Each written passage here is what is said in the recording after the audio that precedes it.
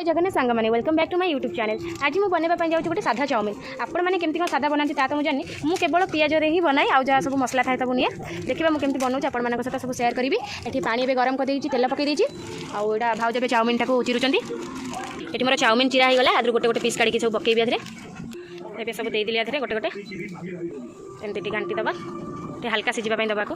यहाँ जेहेतु पतला चाउमिन आपको मुझे कम सिझेबी आगे सिझीज चाउमिन मोर सिझी जाइए बढ़िया भाव में। ये थाली सब काढ़ीदेली या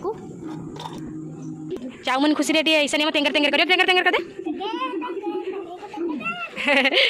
तो बापा कहले टी चा पीवाई तो ये मुझे चा बसई देती मुझे मोर चाउमिन बनईबी। ये मोर चा रेडी ये मुझे करेई बस तेल टे पकईदेली तादे एवं मोर तेल गरम होगा मुझे पियाज किसी कंचा लंका काटी देदेली। आईटा हूँ चाउमिन मसला यहाँ मुझे चाउमिन मसला पकईदेली टे लंका गुंड पकईदेली एवं टे चिली सॉस तापर टे टमाटो सॉस देके घाटी देली ये सुंदर कलर देखा जाऊँगी। ये मसला रेडी चाउमिन पकईदेवा चाउमिन पकई घाटी देला रेडी हो चाउमिन।